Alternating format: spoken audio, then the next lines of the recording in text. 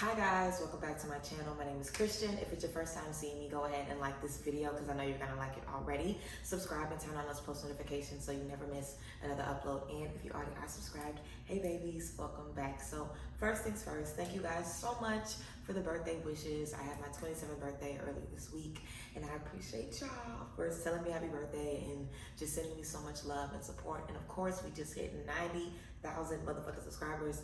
I am so excited. It's literally fucking insane. But I love you guys so much and I appreciate you guys for rocking with me and being there with me. Of course, I always have something new for you guys. So Saturn and I, if you guys remember, I was doing a retreat. I was supposed to do a retreat about a year and a half ago and it fell through because of COVID and the variants. We just couldn't do an in-person retreat. Saturn, who is a diviner that I love working with, she's a great person, great friend of mine.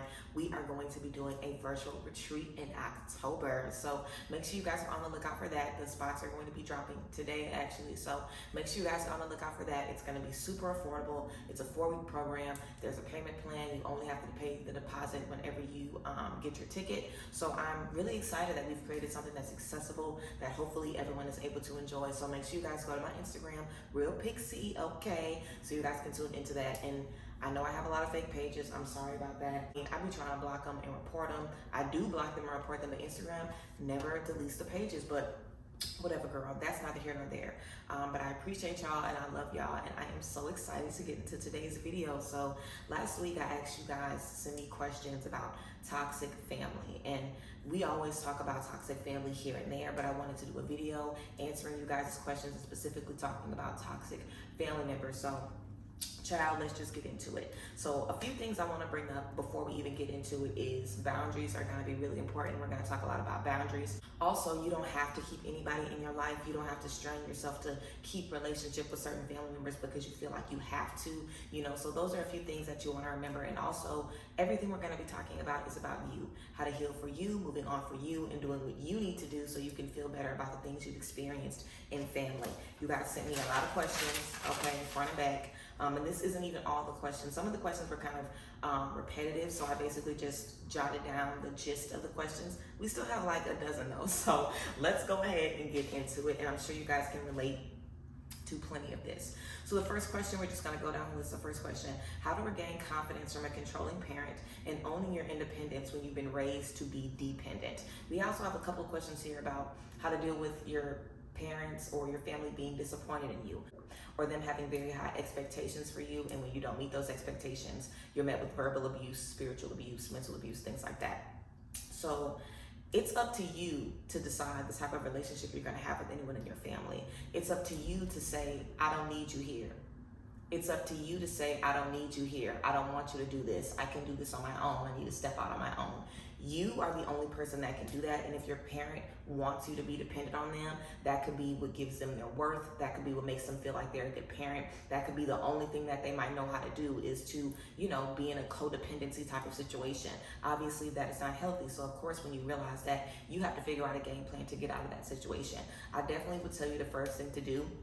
And the first thing to do in a lot of these situations is to think about the type of relationship you do want with your parent or your family member, if you want a relationship with them at all, because you don't have to have them in your life at all. But if you do, figure out what boundaries, figure out what they can help you with, what you don't need help with, what they can be involved in, what they can't be involved in, and let them know those things. Even if you have to repeat yourself a few times, let the boundaries be known, and every time they even look like they're about to cross a boundary, speak up about it and let it be known. You have to establish dominance. You have to establish that, hi, I'm an adult, I'm my own person, and this is how I want my life run. I would love for you to be in my life, but if you're gonna be in my life, everything has to be conducive to my mental health. Everything has to be conducive to me feeling better and being better and doing better. And the only way for me to do that is for you to support me in this way. Now, what ways can I support you so you can support me?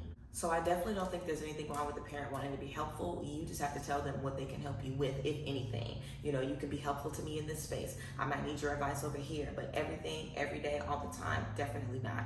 And I feel like gaining that confidence is gonna come from you seeing yourself do more and more things on your own. It took years of me taking care of myself and being on my own and being an entrepreneur to feel like, okay, I got this, I can take care of myself. So whatever that looks like for you, if you need to start working out, if you need to become more responsible, if you need to, find your own friend group. If you need to start taking trips by yourself, figure out what you need to do to build up that sense of individuality and independence on your own, and have that strong foundation first, because then you'll feel more comfortable telling people, this is what I need from you, this is too much for me. You'll be able to set those boundaries. A lot of us just need breaks from our family. You need a break, you need space. You can go to a hotel, you can stay at a friend's place, you can get a 6-month lease somewhere.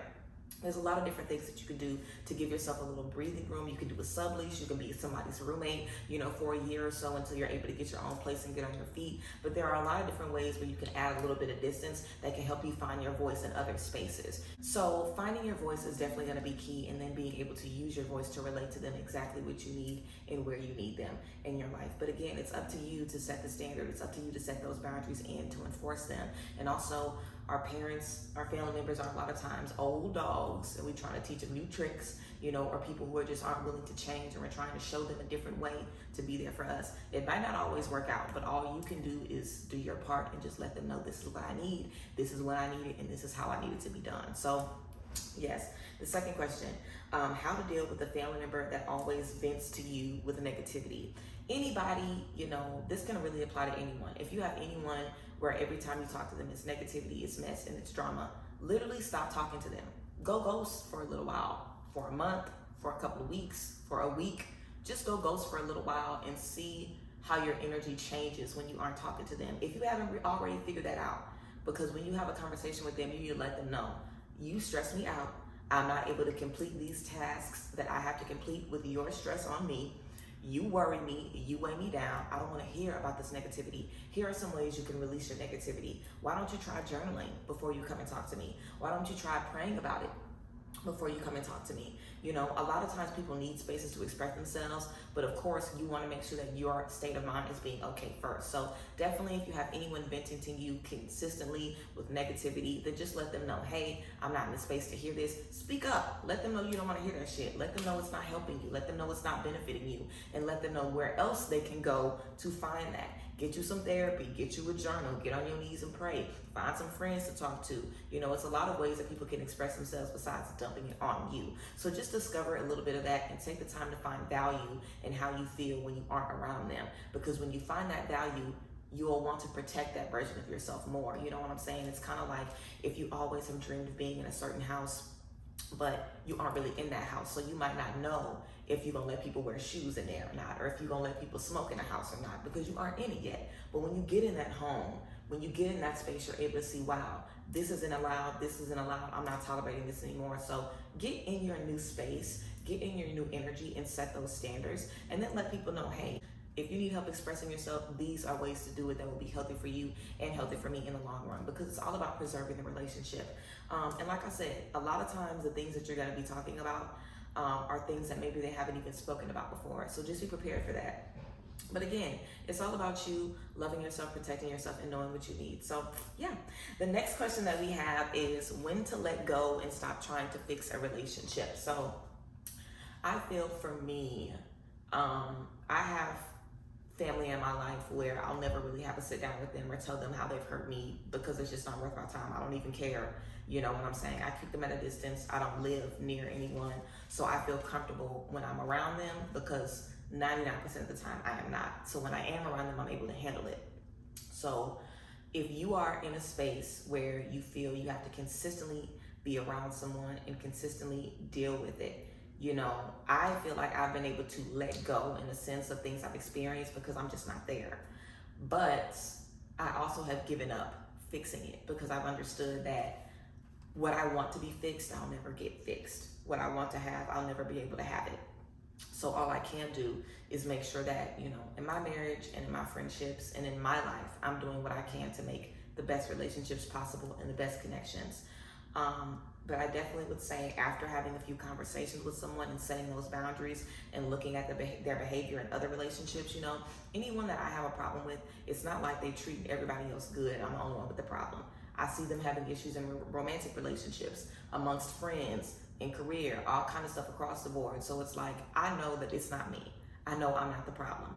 I know that they have things to work on that are bigger than what I'm asking them to do, or bigger than the one isolated incident or the few isolated incidents that might have hurt me, or whatever the case may be. Everyone is their own main character. So a lot of times the things that you're holding on to, people aren't even thinking about that anymore or worried about that anymore. So I definitely feel a lot of times the motivation isn't really there for people to fix it or change. And you totally have the right to say, I'm waving my flag, I can't deal with this anymore, and walk away. And I feel like when you feel like you've expressed yourself, you've let it be known what you need, you've given them an avenue to give you what you need, and they choose repeatedly to not give you that. It could be one chance, two chances, three, whatever you feel you can do, you know. But once someone shows you who they are and how they want to treat you, you have to believe them, especially after you've expressed yourself. So sometimes all you can do is walk away. You know, when you feel like there's nothing you can do but walk away because you've already talked, you've already let it be known, you've already expressed, you know, then definitely feel comfortable with moving on. But I always feel it's best to just try, you know, have the conversation if you want to. I'm comfortable knowing that I'm not putting in any effort to fix what's going on. I don't want to put the effort in. I'm good.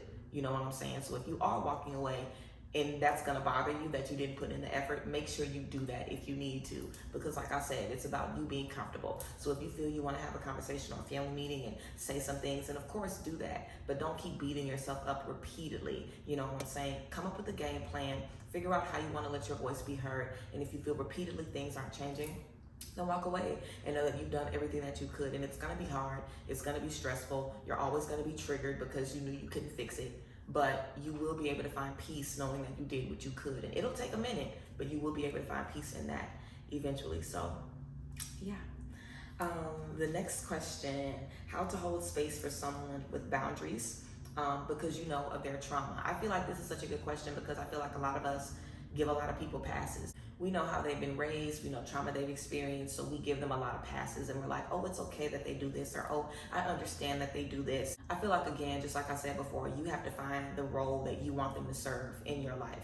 So whatever you feel they can do for you, if they can just be a friend, a listening ear, if you just see them on the holidays, it's really up to you to figure out the space that you want them to be in. Now, whenever you're in that space with them, it's a chance you'll be triggered and you'll be put in a traumatizing situation. There is a chance for that, but you get to control the environment. So let's say you only see them on holidays. It'll probably be a lot of other people there. You might have some other plans. You might not have to stay with them the entire time. When you come home, you don't have to stay with them. You can get a hotel, you know what I'm saying? There are ways to allow yourself to still be protected and still show up if you feel it's important for you to show up. So literally just figure out where you want them to best be served in your life, how they can best serve you in your life, and create a role for them, you know what I'm saying? And literally you put them in that role and set that foundation, of course, and set those standards. But yeah, just figure out where they can serve you best. Like I said, even if it is only seeing them on the weekends or only seeing them on holidays, you know, whatever you can do to best serve you, then step into it and don't feel guilty about it, because I guarantee you, they probably won't speak up and say, oh, what's going on? Oh, what's happening? Because they know what they've already done. And if they do want to speak up and say, why you're not talking to me? Or why you only asking me about this? Or why you're not telling me your business no more? Then let them know, like, this is what I had to do for me. I'm entering another chapter of my life. This is what I need right now. And this is the space I need you in my life. Is this fine with you? Or would you rather not be in my life at all? You know, don't think too much about it. You know what I'm saying? Just like you would be talking to anybody and setting boundaries with anyone. Of course, it's difficult to set boundaries with family because it's family, but a lot of this work is really about you. So you decide where you want them to be. And it's great that you are being, you know, gracious and giving them grace and patience because of their trauma. But everybody has trauma, please. So no one's trauma. Trauma is trauma, you know what I'm saying? So you want to make sure that you aren't giving too many passes, because that's just going to be traumatizing you know what I mean? So finding a place for them to be and allowing them to serve you in that space is definitely going to be the best thing. And just literally finding the place, setting the tone, and moving forward. So yes. The next question, someone basically mentioned just treating friends like family, and if that's cool, or, you know, how did I feel about people kind of denouncing their family and saying that their friends are family. I definitely believe in soul family. I feel like there are a lot of people in this life that are not blood related to us, but, you know, become our family because we're just here with them. I have a lot of soulmates that are not family members, are not related to me. A lot of friends that feel like sisters to me. So yeah, I feel like family is all about what you want it to be. I'm mostly talking about blood relatives, but blood really doesn't mean much to me. just because literally anybody can make a baby with anybody. Like, you could literally make a baby with anybody and end up with a fucking serial killer in your family, or a fucking child molester, or somebody that could really do you some serious fucking damage. And it's like, oh, but that's blood. Girl, I don't give a fuck about that. I did not choose this lineage, so I don't give a fuck about blood. I give a fuck about people who are loyal to me and people who care about me. And that trumps the blood, okay? Period. All right. Next question. Someone asked about a mom being verbally abusive. So this person was saying that they have a mom who's verbally abusive, and they reconnected with their mom after the death of their sibling, after the passing of their sibling.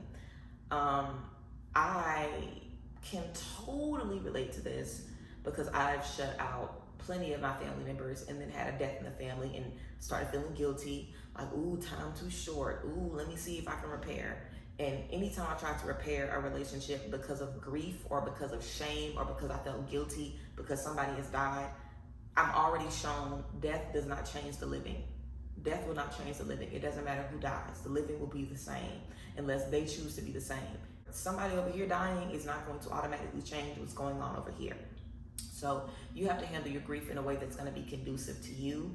And like I said, you cannot traumatize yourself more because you are grieving. That's the worst pain, when you're grieving and you want to open yourself up to be loved by your family and you're immediately shown, this is why I don't talk to y'all motherfuckers. So I would definitely say give yourself some distance. It's not up to you to save anybody or help them heal. They need to go get therapy, and you need to get therapy too. You know what I'm saying? Worry about you and what you need to do. And it's fine to let somebody know, I can't help you. There's not anything that I can do for you. You have to go and get help on your own. And it's okay to do that. But you don't want to ever let anyone abuse you in any way at all, ever. Especially when you're in a vulnerable state. So this is definitely a situation where you just want to choose you. And like I said, I've been in a situation where I've tried to mend relationships and instantly was like, this is why, I walked away in the first motherfucking place. And sometimes we need those experiences to teach us, you were right to walk away. You were right for your boundaries. And horrible things don't always change relationships, unfortunately. But I feel like that's just how life is. I feel like sometimes trauma can definitely bring people together. But not in the way that it should. Trauma bonding is very real and it is definitely not healthy. So yeah, of course, like I said, focus on you, set those boundaries, and just let it be known and find a space that works, but you have to protect you. And if someone is verbally abusing you, I don't really know if there's a space that might work. So distance is definitely gonna be good. But again, the more time you spend away from that, the more you'll value the person that you are outside of that abuse, and the more you'll be able to add strength to yourself, because when you're in a space where you're constantly being beat down, it's hard to find your voice. So literally getting out of that space, giving yourself an opportunity to find your voice, and reconnecting when you feel ready, when you feel strong enough. And if you don't feel strong enough to reconnect, focus on connecting with your ancestors, focus on connecting with soul family. But yeah, definitely do not allow people to abuse you, especially in grief. It sucks. And I think it's definitely something that a lot of people deal with. So you're definitely not alone in experiencing that. But yeah, just trust yourself, trust the decisions that you made before you were grieving. And just be kind to yourself in this process. So yes. Next question. Someone brought up inner peace and safety. So for me, I feel like inner peace really comes from just understanding that you cannot control or change people, and that you are not enough to control or change anyone. And that will give you a lot of inner peace. I feel we have a lot of stress focused on how to heal this person and help this person and let this person see this. But in reality, you aren't really in control of anyone seeing or feeling or healing anything except for you. So inner peace, do things that make you feel better. Go to therapy, get a new friend group, get out of that situation. Safety, get out of the situation. Find ways and avenues that you can support yourself. You know what I'm saying? Find a community that loves you and supports you. Start online if that's the only place that you can go to find community for right now.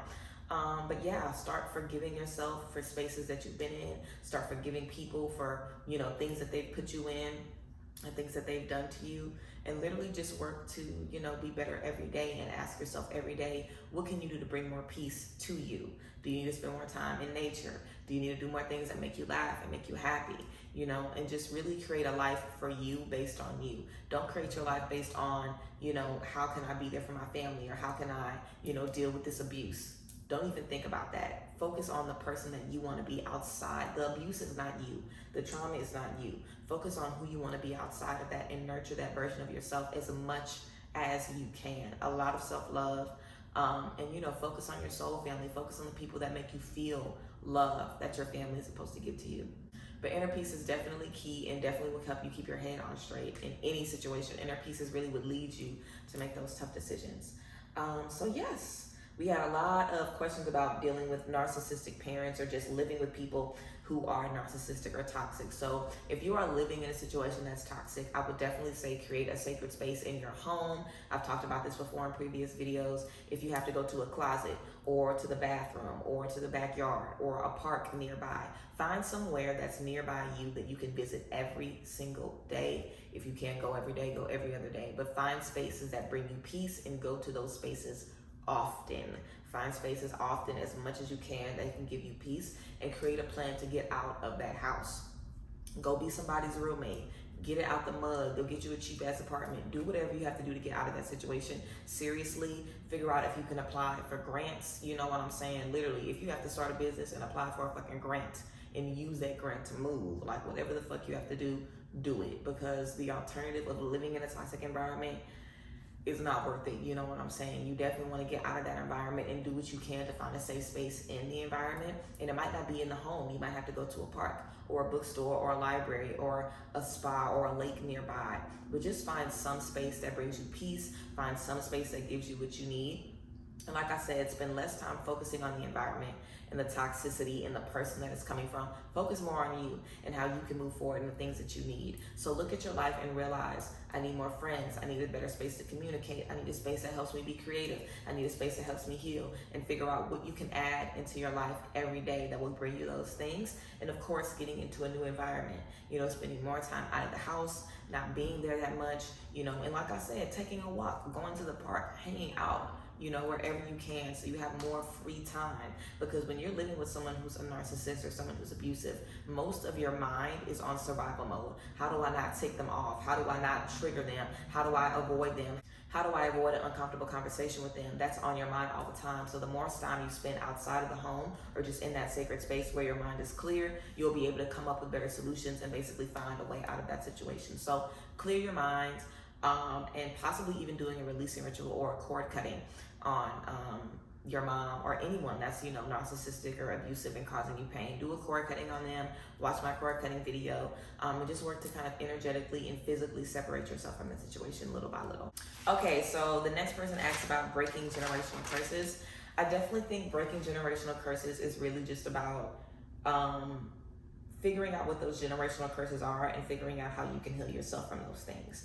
Like, there's definitely a lot of issues, you know, I feel in my family just in relationships. My mom was in a great marriage with my father, but there are definitely a lot of broken marriages, you know, in my family. And I'm sure a lot of people in the Black community can relate to that, just not having a lot of good, healthy, positive relationships. So I, no matter what, did not let myself believe that I deserved abuse, verbal abuse, cheating, lying. I literally made myself believe that I did not deserve that shit, no matter what. So in my way of breaking that generational curse, I made sure that I did not have no baby for somebody that treated me like that, or I didn't fall for someone that treated me like that. I made sure that I did not succumb to what was just naturally in me. Also, you know, like addiction and stuff like that. I definitely have an addictive spirit and definitely can get hooked on things, which is why I don't drink and don't mess around with pills and stuff like that. So I feel for me, it's just about recognizing how those curses can pop up in my life and stopping it before it even hits the door. You know, if you know in your family there's issues with communication, addiction, lying, cheating, stealing, drugs, you know, abuse, people holding stuff in, people not being open, people lying about each other, people gossiping about each other, you be the change. Don't engage in that stuff. Don't entertain that stuff. Like, literally separate yourself from that shit. And when people ask, why don't you come around? Let them know, because all y'all do is this and this and this. I don't want that for me. I don't want that for my family. I don't want that for my children. I don't want that for my friends. I don't want that for my life. You know what I'm saying? Like, breaking a generational curse is about acknowledging the curse and realizing I have to do everything in my power to make sure I don't slip into these energies. I can't just let myself, you know, try every drug, and I can't just let myself talk to people who are toxic. I can't allow myself to even indulge in things that could possibly cause, you know, a spiral reaction of me getting into the same situations that I've seen people in my family get into. You know what I'm saying? So I definitely feel recognizing the curses is literally key. Also connecting with your ancestors, because your ancestors are definitely here with you every single day, making sure you're okay and trying to prevent you from falling into those cycles. So definitely connecting with your ancestors who serve you. I have an old video about connecting with ancestors, but it still slaps. So check out that video for sure. And build a relationship with your ancestors, and they definitely will support you in breaking those generational curses for sure. Okay guys, we might have to do a part 2 because we definitely have a lot of questions left. I'll see if I can zoom through these last like 10. So someone asked about dealing with people who just have the audacity. You know, people who say anything to you and feel like they can mouth off and say anything because they're family. You shut them up. When they get to acting crazy and talking crazy, you talk crazy to their ass back. You know, don't let nobody disrespect you, period.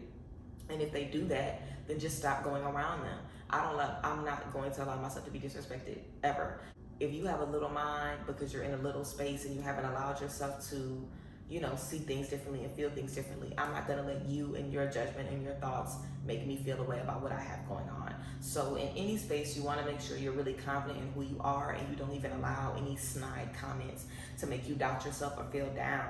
But a lot of people pick at you because they don't want you looking at them. So whatever they have to do, if that means question everything you say or judge everything you say or laugh at everything you have going on, they will do it so it doesn't draw attention to them. A lot of people resort to comedy and funny shit and drama because they don't want you to focus on everything that they're dealing with. So it's not even about the audacity. A lot of people are just afraid to have you focus on what they have going on. But you still have to set that boundary. You know, don't let anyone play with you or disrespect you. Let it be known. And if that means that you can't go around them, if that means that, oh, they know you got an attitude and you so nasty, who the fuck cares? You know, you don't have to be around people who treat you crazy. It don't matter who the fuck they is. You can find people who love you, respect you, value you, and that is literally key.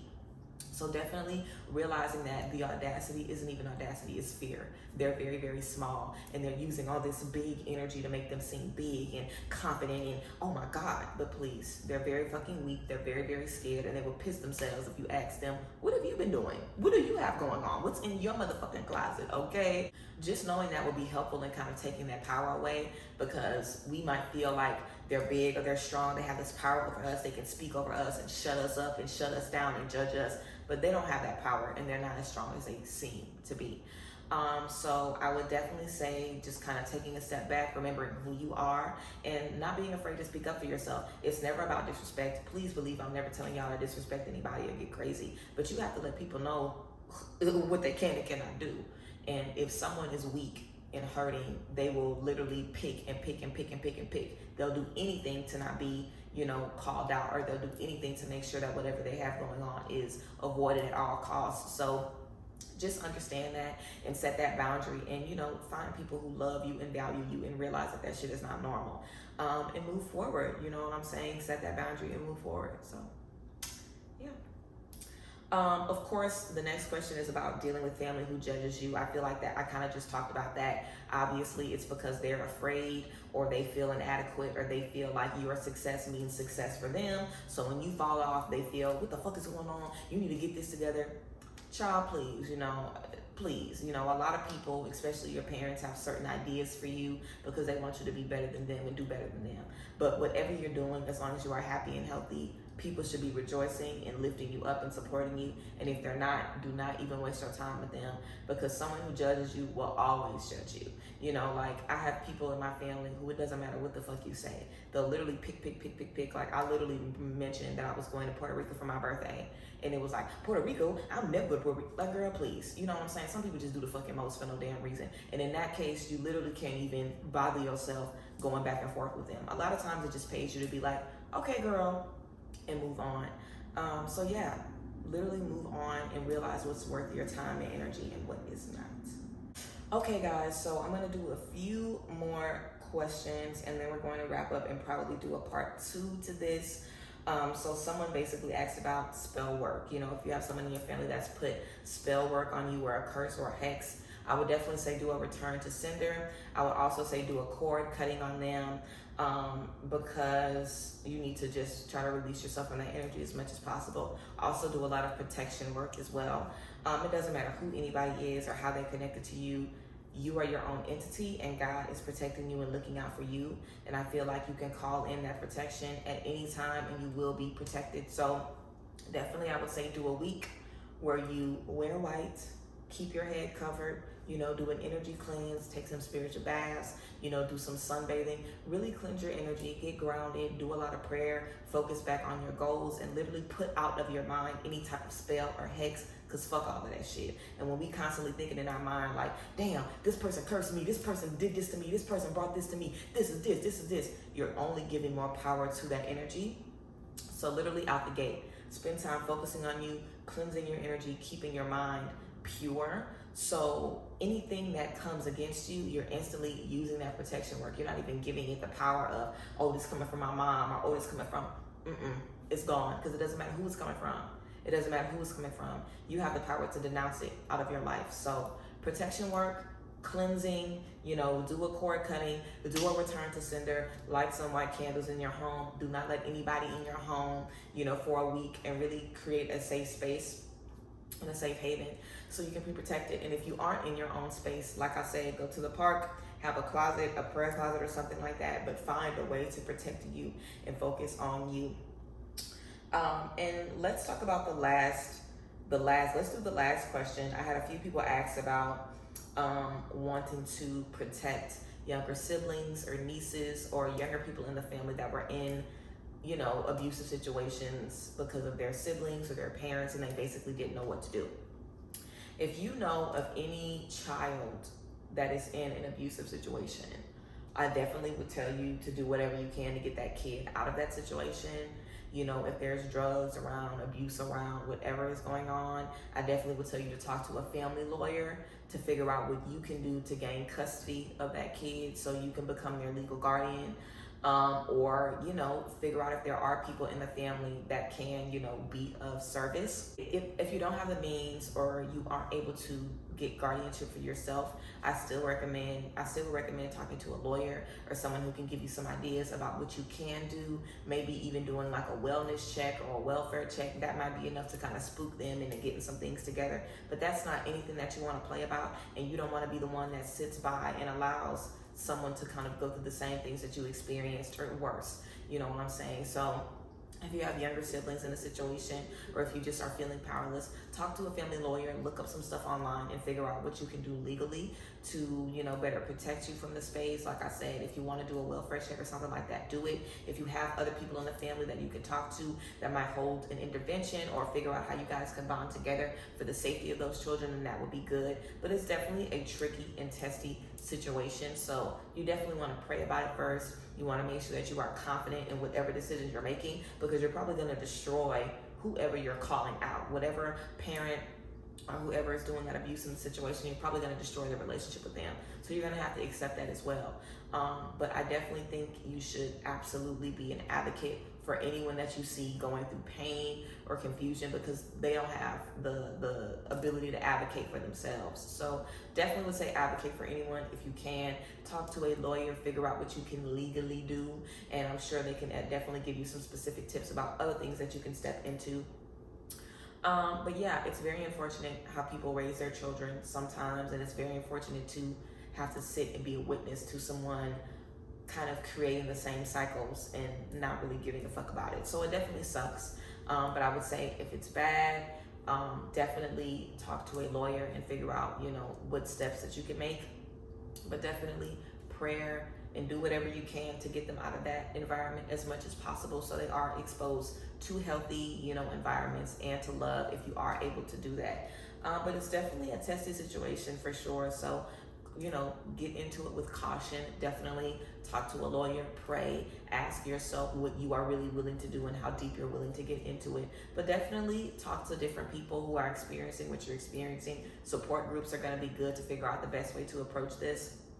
But yeah, guys, yeah, of course, make sure you're of sound mind before you can help anybody else. And that doesn't mean you got to be perfect, but just make sure you're able to speak, you know, confidently about, you know, what's going on. You don't want to be in a space where you're able to be manipulated and change your mind up. You know, you really want to be confident if you feel called to stand up and speak up about something that you see going on. So Yes, guys, I love y'all, and there are so many more questions. I don't know why I thought I was gonna be able to do 20 fucking questions in 20 minutes. I do not know why, but I'll definitely do a part 2. And if you guys have any other questions, you can definitely leave them underneath this video, and I'll tie them in with the rest of the questions that I didn't answer in this video. I hope I did answer your questions though effectively, and I hope I gave you guys a lot of insight about, you know, just dealing with toxic family bullshit and ways to kind of claim your future as your own and create a family of your own, whether it be friends, children, marriage, whatever, pets, animals. You know, I got animals, honey. Whatever you want to do, create an environment of love around you despite your upbringing. So yes, I love you guys. I hope you guys enjoyed this video, and I will see you guys next time in part 2. So thank you guys for being here. I appreciate y'all, and I will see you guys next time. Bye guys. Bless.